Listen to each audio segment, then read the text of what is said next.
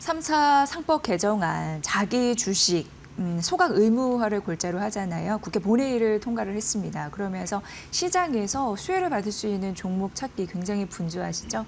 오늘 박주근 리더스 인덱스 대표와 함께 이에 대해서 알아보도록 하겠습니다. 대표님 어서 오세요. 네, 안녕하세요. 네, 굉장히 의미 있는 법안이라고 생각이 듭니다. 네. 어떻게 보십니까? 예. 우선 좀 전체적인 큰 그림을 좀 봐야 됩니다. 그러니까 상법이 1차, 2차, 3차 개정됐고 좀 4차도 예정되어 사실이 있습니다. 그러면 전체적인 모습은 뭐냐 하면 일단 이 정부 들어서 가장 초점을 맞추고 있는 거는 비정상의 정상화가 첫 번째입니다. 그러니까 그 비정상의 정상화를 위해서 첫 번째 상법 1차, 2차 개정의 포커싱은 이사회의 이사들의 책임 강화입니다.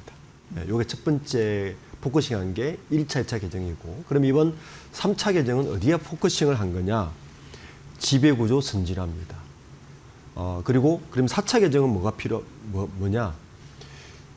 플레이어들을 조금 더 공정하게 만드는 겁니다. 아마 기관 투자자의 스튜어드십 코드가 들어갈 건데, 네. 이런 것들이 들어갈 건데, 거기에다가 이 지배구조의 그 선진화 법안으로 좀 이따 이야기를 하겠지만 주가 누르기 방지법은 여기 포함되어 있습니다.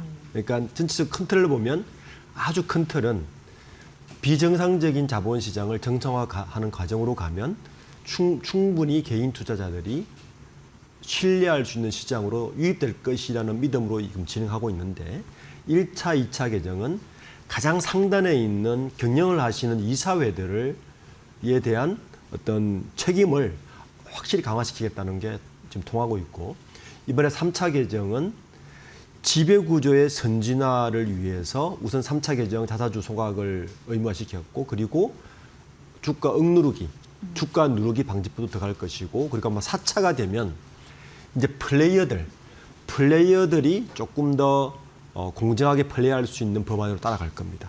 이게 전체적인 모습이고요. 네. 지금 보면 이번 3차 개정의 주요안은 뭐냐면 자사주 강제 소각이란 말이에요. 그러니까 앞으로는 이 자사주를 신규로 자사주를 매입하는 기업들은 무조건 1년 안에 자사주를 소각해야 되고, 기존의 자사주를 가지고 있는 기업들은 1년 반 안에 소각을 의무화하는 것이 이제 골자로 합니다. 네. 그런데 몇 가지 예외 규정은 뒀어요. 예를 들어서 이 자사주를 유입해서 사들여서 임직원들에게 보상하는 것에 대해서는 이사회에서 통과하면, 정규적으로 통과하면 그건 허용해 주겠다는 겁니다. 그리고 나름 나머지 부분들도 일부 허용해 주는데, 기본 골자는 이제 일단은 자사주는 앞으로 무조건 소각을 해야 된답니다. 그러면 우선 시장에서는 자사주를 많이 가지고 있는 기업들이 눈에 들어오겠죠. 이렇게 네. 가고 있습니다. 네.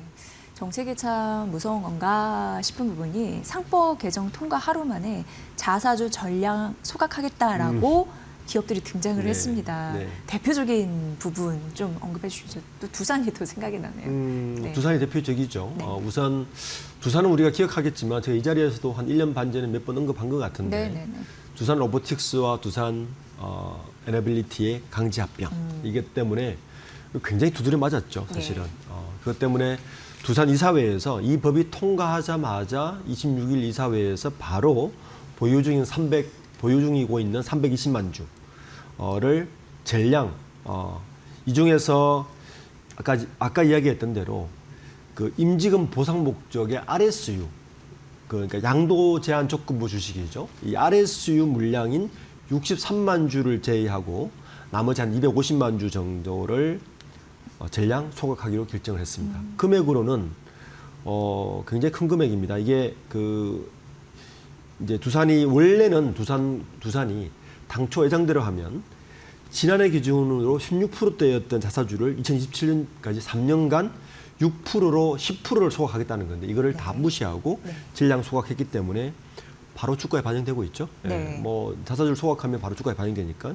그리고 이제 KTNG 같은 경우도 이사를 열고 한 1,100만 주를 바로 강제 소각하겠다라고 발표를 했는데, 저는 시작이라 봅니다. 네. 아마 주주총회 때 여러 가지로 이 자사주 소각 이슈들이 있을 텐데, 우선 자사주 물량이 많은 기업들을 좀 봐야 됩니다. 그렇죠. 네. 신영증권이 제일 많아요. 51.2%입니다. 어마어마하게 많죠. 부국 정권이 42.7%. 지금 아마 정권조 중에서 요 그룹들은 별도로 받아줄 겁니다. 미래에셋 네, 정권도 네. 꽤 많아요. 예. 그리고 미래생명도 많고, 그리고 롯데지주, SK 요 순인데 아까 방금 이야기했던 대로 두산은 한 15.2%밖에 안 가지고 네, 있습니다. 네, 네. 그러니까 더 많은 기업, 자사주 많은 곳들은 좀 주지해서 보면서 아마 투자의 중요한 관전 포인트로 보면 될 것 같습니다. 네. 지금 방금 증권주 말씀을 해주셨는데 사실 그동안 이제 6천 넘어가면서 상당한 수혜는 또 증권이 받아가잖아요. 네. 지수 그런 부분과 더불어서 상법 개정안 통과 이슈 때문에 상대적으로 또 이렇게 가치가 뛴 그런 증권주가 있다라는 점 말씀드렸고 지금 자사주 소각 수혜주 찾기 굉장히 혈안이 돼 계시거든요. 뭐 그러면서 뭐 금융주나 지주회사가 같이 뛴 흐름들이 먼저 나타나곤 했었는데 여러 가지 낙수 효과 좀 계산해 보셔야 될 것 같습니다. 기업과 실질적인 이익으로 또 ROE 개선 이런 부분도 지속적으로 주문이 나오고 있는 나오죠. 상황이라서 어떤 업종을 보면 좋을지 자세한 전략 좀 들어볼게요. 우선 저는 크게 두 가지 섹터로 좀 봤으면 좋겠어요. 우선 자사주를 많이 가지고 있는 기업들은 그러니까 금융주와 일반 오너가 있는 기업들 중에서 지배구조의 핵심에 있는 이 계열사들이 자사주를 상대적으로 많이 가지고 있습니다. 자, 예를 들면 롯데지주라든지 그리고 SK라든지 그 외에 뭐 삼성물산도 일부 있고 이렇게 지배구조의 최정점에 있는 기업들의 자사주 보유 현황의 섹터와 그리고 금융 쪽에 있는 자사주 보유가 많은 방금 이야기했던 신영증권이라든지 뭐 이런 부국증권이라든지 이렇게 미래에셋증권 같이 이쪽이 많은 섹터가 있는데 이 두 가지 섹터는 약간 자사주 상법 3차 개정에서 좀 분리해서 분석을 해서 봐야 된답니다. 네. 우선 전자인 이 지배구조의 정점에 있는 기업들은 자사주 이 소각 이슈와 이번에 그 배당 소득세 분리 과세 이슈를 같이 보는 수혜주가 될 겁니다. 네. 왜냐하면 거기다가 지금 정부에서 두 번째 연쇄적으로 지금 진행하고 있는 절차가 뭐냐면 응누르기, 강제 누르기 방지법이 포함되면 아마 저는 지배구조 측면에서 굉장히 많은 변화가 일어날 것이다. 네. 그러면 이제는 누르기가 없으면 차라리 주가를 띄워서 배당을 많이 하는 쪽으로 갈 가능성이 굉장히 높다. 그러면 자사주 소각과 함께 고배당 정책으로 가면서 이 지주, 그러니까 각 그룹의 지배 구조의 정점에 있는 기업들은 이 두 가지 수혜를 동시에 누리면서 장기적인 포석으로 갈 수 있는 중요한 테마주가 될 것입니다. 이게 이제 지주사 쪽이고요. 금융 쪽은 두 가지 동력이 같이 움직이고 있습니다. 우선 지금 주가가 6,000포인트를 넘어서기 시작하면서 이 자본시장 자체에 대한 이 어떤 수혜가 지금 나타나고 있죠. 증권사들에게. 네. 리테일이 당연히 따라올 거니까. 이 수혜 플러스 자사주를 소각해야 되는 이 수혜가 지금 동시에 나타나고 있는데 지금 증권주나 이쪽 금융주를 보시는 분들은 주가 요즘 좀 조정되고 있던데 라고 말씀하실 텐데 그게 바로 이미 선반영된 부분이 꽤 있습니다. 네. 그러니까 선반영된 부분이 꽤 있어서 이 선반영 플러스 자사주와 그리고 소각과 이 코스피의 이 오르는 이가 동시에 물리면서 오르는 이 동력이 있기 때문에 아직까지는 이 금융주 쪽에는 조금 여유가 있다. 저는 이렇게 보입니다. 그래서 같은 자사주 3차 상법 개정의 수혜주긴 하지만 조금 분리해서 보면 다른 관전 포인트로 보면서 이 투자의 포인트를 찾는 것도 좀 재밌을 것 같습니다. 네. 지금 대표님께서 주가 누르기 방지법을 언급을 해주셨잖아요. 이제 상법 다음은 주가 누르기 방지법이다. 이미 예고가 된 바가 있습니다. 근데 재계는 좀 힘들어하는 것 같더라고요. 근데 시장은 또 환호해서 남모를 소가리를 하고 있다라는 얘기들이 지금 속속들이 들려오고 있는데 어떤 관점에서 봐야 될까요? 그러니까 지금 우리가 3차 상법 개정의 큰 포커싱이 뭐냐면 지배구조의 투명화입니다. 네. 그러니까 지배구조 투명화를 위해서 이제 자사주 소각했는데 자사주를 소각하고 나면 사실은 경영진, 그러니까 오너일가 입장에서는 더 이상 경영권 방어를 할 수 있는 실질적인 수단은 사실 사라집니다. 그러면 경영권 방어 수단이 사라지기 때문에 저희에서 이제 아우성을 치고 있죠. 경영권 방어책을 좀 고안해 달라고 얘기하는데 이거와 함께 주가 누르기 방지법이 동시에 이루어지면 어떤 일이 벌어지느냐. 아마 지배구조 정점에 있는 오늘가들이 많이 가지고 있는 이 종목들은 아마 새로운 국민으로 접어들 것이다. 그러면 일단 주가 누르기 방지법이 되어 있기 때문에 굳이 이제는 이 주가를 누르면서 상속세나 증여세를 줄이기 위해서 움직이기보다는 지배구조를 다른 형태로 개편하는 쪽으로 동력이 움직일 가능성이 굉장히 높다 보입니다. 네. 그러면 아마 지주사나 정점 있는 기업들은 저는 눌러져 있던 주가가 빨리 오를 가능성이 높습니다. 네. 그리고 이와 동시에 그럼 오늘가들이 이렇게 생각하겠죠. 아니 굳이 눌러 있는 주가가 오르면 이걸 누를 필요가 있어? 차라리 있는 주식에서 최대한 많이 가져오자. 그게 배당이죠. 네. 네, 이렇게 그리고 자사주를 더 많이 사들여서 소각할 가능성이 높다고 보입니다. 이 동력이 같이 이루어지면 저는 이제는 이 정점에 있는 그러니까 누르기가 금지되고 정점에 있는 지배구조 정점에 있는 기업들은 장기적 안목에서 배당주라든지 장기적 안목의 투자 포인트 섹터로 넣어도 이제는 무방한 데가 되지 않았나라는 생각이 듭니다.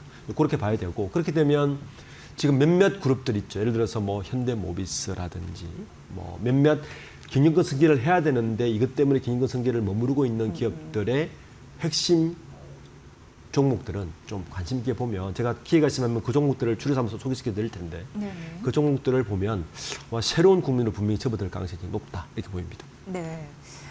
그 기업들 한번 좀 이후에 좀 분석을 네. 좀 부탁드리고요.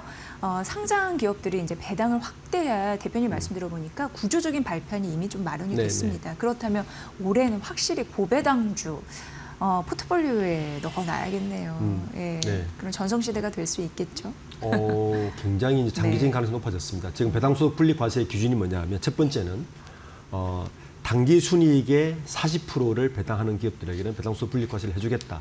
이게 첫 번째 섹터고 저는 두 번째가 중요하다 보는데 지난해보다 10% 이상 배당을 늘려도 배당소득 분리과세를 해주겠다는 겁니다.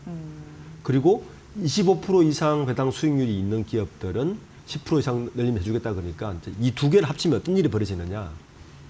아마 주주들은 이제 앞으로 배당소득세를 분리과세를 해달라고 아우성을 칠 것이고 네.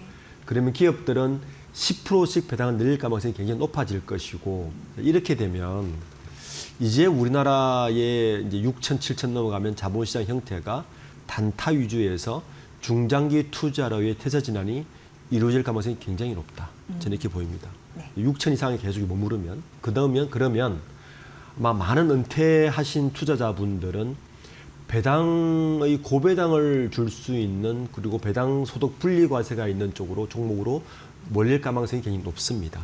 예. 그렇게 되면 장기 투자에서 새로운 국민이 또 하나 만들어지는 거죠. 그래서 이번 배당 소득 분리과세는 단순히 세금을 적게 내는 쪽으로 포커싱 되는 것이 아니라 장기적인 안목에서 중장기적으로 배당을 많이 주는 종목 쪽으로 섹터가 하나 이루어질 가능성이 높아서 이쪽 관련해서 ETF도 생길 가능성이 높다고 보입니다. 아, 그러네요. 네. ETF 전략. 예, 그렇죠. 이렇게 좀 보면 또 새로운 눈을 볼 수 있지 않을까 생각됩니다. 네. 끝난 게 아닙니다. 앞으로도 있습니다. 박주원 대표님이 말씀해 주신 대로 주가 누르기 방지법이 그 다음입니다. 지속적으로 시장 신뢰감을 높일 수 있는 정부 정책들 계속 나올 테니까 우리는 그 안에서 어떤 종목이 수익률이 날 수 있는지 그 셈법 잘 헤아려야 될 때가 아닌가 싶습니다. 오늘 박주근 리더스 인덱스 대표의 분석으로 잘 들었습니다. 고맙습니다. 네, 감사합니다.